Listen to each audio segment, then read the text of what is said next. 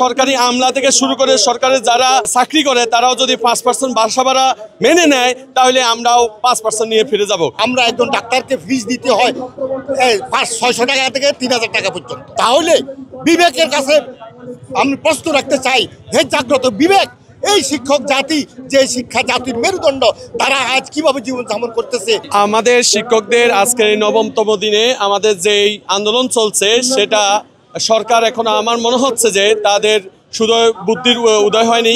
কেননা আমরা শিক্ষকরা আজকে যেই শহীদ মিনারে দাঁড়িয়ে আছি আজকে 9তম দিনের মতো, যদি আমরা যেতাম তাহলে 5% যে প্রজ্ঞাপন জারি করছে সেটা মেনে নিয়ে চলে যেতাম।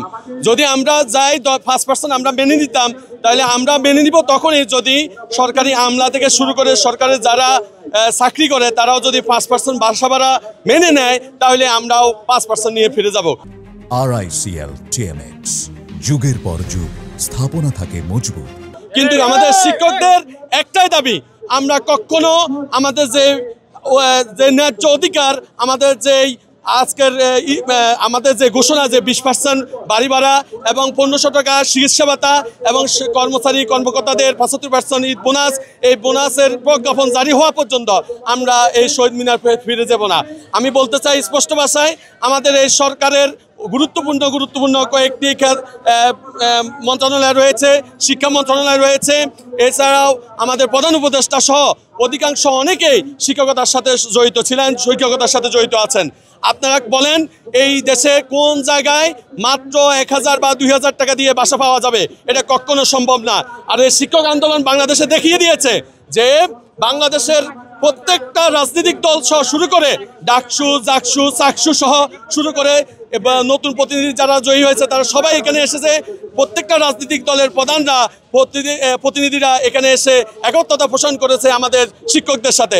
তাই আমরা দায়িত্বহীনভাবে বলতে চাই, আমাদেরকে আমাদের যে প্রাপ্য, আমাদের যেই আশা, আমাদের যেই অধিকার, সেই অধিকার থেকে যেন বঞ্চিত না করা হয়। আমরা সরকারকে অবিলম্বে বলবো শিক্ষার সুষ্ঠু পরিবেশ বজায় রাখার জন্য, শিক্ষকদেরকে শ্রেণীকক্ষে ফিরে নিয়ে যাওয়ার জন্য আমাদের দাবি অতি সত্বর মেনে নিয়ে প্রজ্ঞাপন 20% প্রজ্ঞাপন জারি করার জন্য।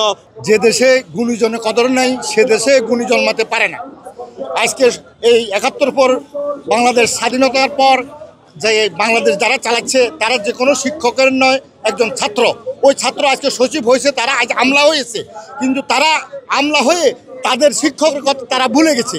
কারণ স্বাধীনতার পর এই শিক্ষকদের কিছুই ছিল না। আস্তে আস্তে হইতে শিক্ষকরা কোনো রকম ডাল ভাতের বর্তমানে ব্যবস্থা হচ্ছে। এখন চাকরি বদলিযোগ্য হয়ে গেছে, প্রায় কিছু লোক বদলি এদিক থেকে ওদিকে যাইতেছে, কিন্তু বদলি হয়ে সে থাকবে কোথায়? সে খাবে কি? স্যার চিকিৎসা কীভাবে সে করবে? কারণ চিকিৎসা ভাতা এবং বাড়ি ভাড়া নিয়ে আমাদের সর্বমোট আমরা এখন পাই 1500 টাকা, অথচ আমরা একজন ডাক্তারকে ফিস দিতে হয় 500-600 টাকা থেকে 3000 টাকা পর্যন্ত। তাহলে বিবেকের কাছে আমি প্রশ্ন রাখতে চাই, হে জাগ্রত বিবেক, এই শিক্ষক জাতি যে শিক্ষা জাতির মেরুদণ্ড, তারা আজ কিভাবে জীবন যাপন করতেছে? আপনারা এদের ব্যাপারে একটু সচেতন হন। আর আপনারা আমাদেরকে সাথে প্রশাসন করতেছেন।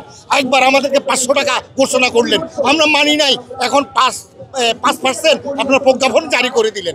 আমরা সেটা মানতেছি না, কারণ আমাদের 20% ছাড়া আমরা যাব না। যখন যাব না, এই জন্য এই শিক্ষক জাতিকে আর কষ্ট দিবেন না। কারণ এখানে এমন শিক্ষক জাতি রয়ে গেছে যারা একমাত্র চোখের পানি আল্লাহর দরবারে পৌঁছলে এই ঢাকা শহর নয়, পুরো দেশ ধ্বংস হয়ে যেতে পারে। এই জন্য তাদের চোখের বাড়ি বন্ধ করার জন্য বর্তমান সরকার নিরপেক্ষ সরকার, বৈষম্যমূলক সরকার, সকলের সুবিধা পাচ্ছে, কিন্তু শিক্ষকরা এখনো বৈষম্যের শিকার। তারা কিভাবে বৈষম্য শিকার? 13 সালে 26,000 প্রাইমারি স্কুলকে তৎকালীন সরকারি ঘোষণা করছে, কিন্তু তখন সে 5টা টাকা আমাদের বাড়ি ভাতার জন্য দেয় নাই। এই সরকার এসে যদি 1% আমাদের জন্য ঘোষণা করতো যে বেসরকারি শিক্ষক স্বাধীনতার পর থেকে তারা বঞ্চিত, তোমাদের জন্য আমরা 10%, 15%, 20% ঘোষণা করলাম, তাহলে আমরা আজকে ময়দানে নামতাম না। এই জন্য বর্তমান সরকারকে আমি অনুরোধ করব, আমাদের দিকে লক্ষ্য করুন এবং আমাদের দাবি দাবা মেনে নিন, তাহলে শিক্ষক জাতি এই রাজপথ ছেড়ে তারা পড়ার টেবিলে চলে যাবে। আগামীকাল থেকে তারা ক্লাস শুরু করবে। আল্লাহ আপনাদের শুভবুদ্ধি উদয় করুক, আমাদেরকেও তৌফিক দান করুক। ওমা তৌফিক ইল্লা বিল্লাহ।